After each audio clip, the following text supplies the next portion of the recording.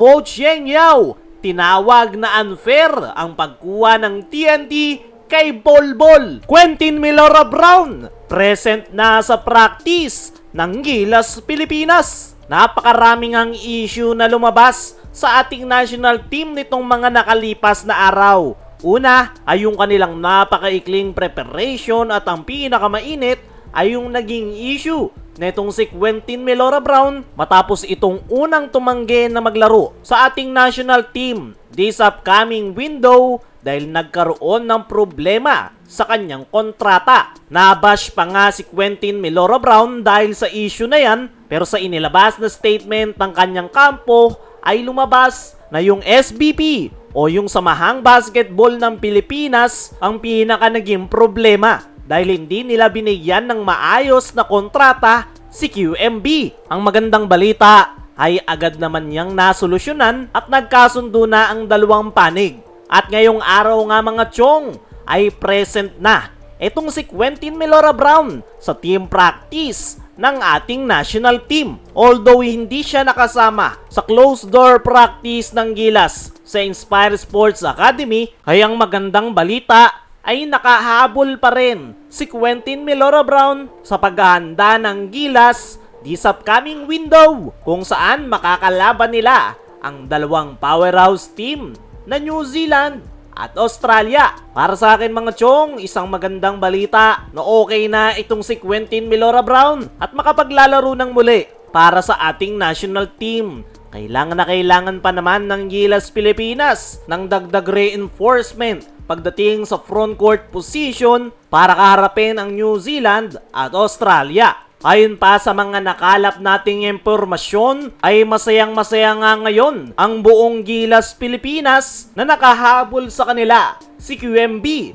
Gaya na lang na itong si Dwight Ramos na sinabing kailangan nila yung presence ni QMB this upcoming second window. At yung pinakamasaya nga sa lahat ay walang iba kundi ay itong si Coach Tim Cone. Ang akala nga daw ni Coach Tim ay out na si QMB ngayong second window.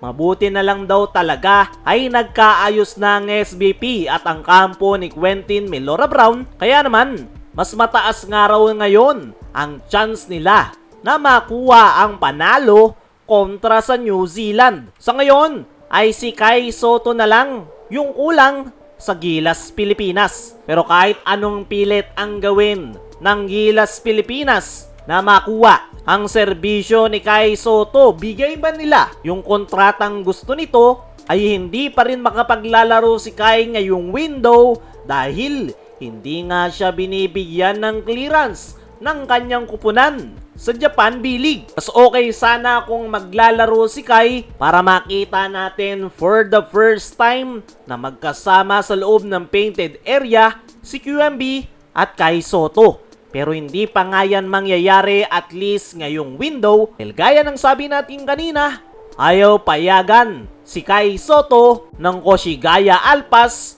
na maglaro sa ating national team. Sa ngayon ay puspusa na yung paghahanda ng Gilas Pilipinas. Napakaikli nga lang ng kanilang preparation at mabuti na lang talaga ay nakahabol pa si Quentin Milora Brown dahil makakatulong ito sa Gilas kontra New Zealand at Australia. Samantala, Coach Yeng Yao, tinawag na unfair ang pagkuha ng TNT kay Bolbol. Itong mga nakalipas nga na araw mga chong ay nakumpirma na si Bolbol talaga ang import ng TNT Tropang Giga this upcoming Commissioner's Cup. Maraming ang mga PBA fans ang natuwa dahil isang legit NBA player itong si Bolbol. Kakababa nga lang nito sa free agency at agad na didiretso sa PBA. At sa article nga na inilabas ng Spin.ph ay nabanggit ni Coach Yeng Yao sa kanyang naging interview na unfair para sa PBA teams ang pagpasok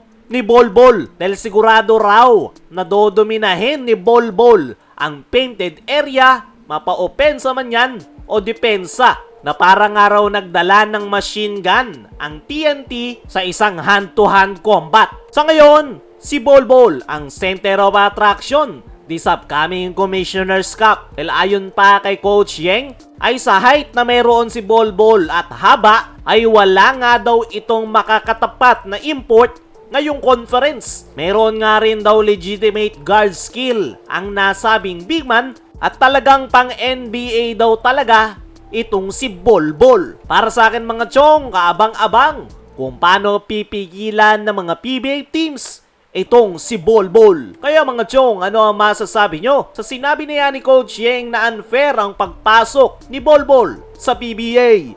Ano rin yung masasabi nyo na present na si QMB sa practice ng Gilas? I-comment mo lang dyan sa ibaba.